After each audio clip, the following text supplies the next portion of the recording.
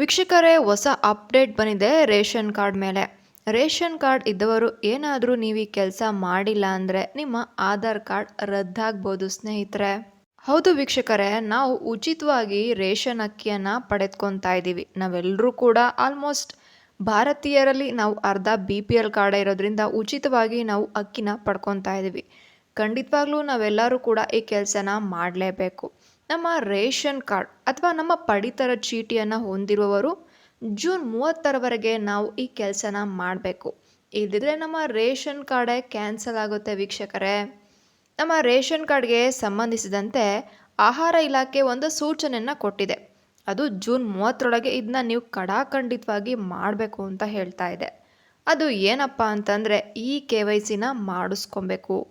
ಹೌದಾ, KYCನ ಮಾಡಿಸ್ಕೊಬೇಕಂದ್ರೆ ಎಷ್ಟು ಖರ್ಚಾಗ್ಬೋದು, ಅದನ್ನ ಎಲ್ಲಿ ಮಾಡಿಸ್ಕೊಬೇಕು, ನಮಗೆ ಹೇಗೆ ಮಾಡಿಸ್ಕೊಬೇಕು, ಜನಸಾಮಾನ್ಯರಿಗೆ ಇದೆಲ್ಲ ಡೌಟ್ ಅನ್ನೋದು ಇರುತ್ತೆ.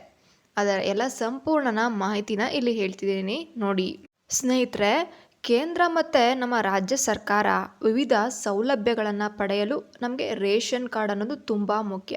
ಏನೇ ನೀವು ತೊಗೊಬೇಕು, ಒಂದು ಹಾಸ್ಪಿಟಲಲ್ಲಿ ಮೆಡಿಸಿನ್ ತೊಗೊಬೇಕು ಅಂತಂದ್ರೂ ಕೂಡ ನಿಮಗೆ ರೇಷನ್ ಕಾರ್ಡ್, ನೀವು ಬಿಲೋ ಪಾವರ್ಟಿ ಇದ್ದೀರಾ ಅಂತ ಹೇಳಿ ಕೇಳುತ್ತೆ.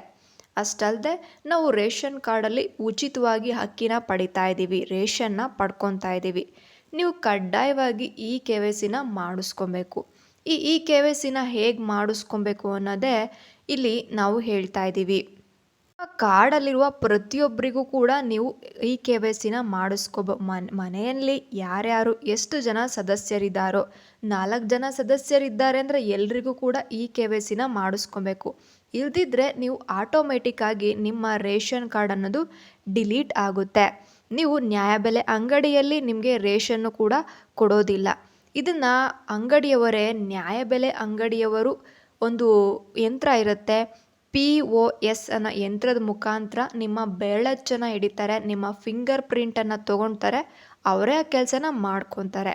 ನೀವು ಯಾವುದೇ ರೀತಿಯ ಹೋಗಿ ದುಡ್ಡನ್ನು ಕೊಟ್ಟು ಹಣನ ವ್ಯರ್ಥ ಮಾಡಿ ನೀವು ನಮ್ಮದು ಹಣ ಖರ್ಚಾಗುತ್ತಲ್ಲ ಅನ್ನೋ ಯೋಚನೆ ಬೇಡ ವೀಕ್ಷಕರೇ. ಸರ್ಕಾರದವರೇ ನ್ಯಾಯಬೆಲೆ ಅಂಗಡಿಯಲ್ಲೇ ನಿಮಗೆ KYCನ ಮಾಡಿಕೊಡ್ತಾರೆ, ಉಚಿತವಾಗಿ ಮಾಡಿಕೊಡ್ತಾರೆ. ನೀವು ಹಣನ ಕೊಡಬಾರ್ದು, ಅಲ್ಲಿ ಅವ್ರು ಕೇಳಿದ ತಕ್ಷಣ ನೀವು ಹಣನ ಕೊಡಬಾರ್ದು. ಇಲ್ಲ, ಸರ್ಕಾರದಿಂದ ಆದೇಶ ಆಗಿದೆ, ನೀವು ದುಡ್ಡನ್ನು ಇಸ್ಕೊಬಾರ್ದು ಅಂತೇಳಿ ನೀವು ಪ್ರಶ್ನೆನ ಮಾಡಬೇಕಾಗುತ್ತೆ. ಈ ರೇಷನ್ ಕಾರ್ಡ್ಗೆ KYCನ ಮಾಡಿಸ್ಕೊಳ್ಳಲು ಜೂನ್ 30ರ ಒಳಗೆ ಕೊನೆಯ ದಿನಾಂಕವಾಗಿದೆ. ಅದಾದಮೇಲೆ KYCನ ಮಾಡಿಸ್ಕೊಳಲ್ಲ. ಪ್ರತಿಯೊಬ್ಬರು ಕೂಡ ನೀವು ಎಲ್ಲೇ ದೂರ ಇದ್ದರೂ ಕೂಡ, ನಾವು ಬೆಂಗಳೂರಲ್ಲಿದ್ದೀವಿ ಅಂತಂದರೆ ನಿಮ್ಮ ಊರಿಗೆ ಹೋಗಿ ನೀವು ತಗೊತಾ ಇರೋಂಥ ನ್ಯಾಯಬೆಲೆ ಅಂಗಡಿಯಲ್ಲಿ ನಿಮ್ಮ ಬೆರಳಚ್ಚನ್ನು ಕೊಟ್ಟು KYCನ ಮಾಡಿಸ್ಕೊಳ್ಳಿ.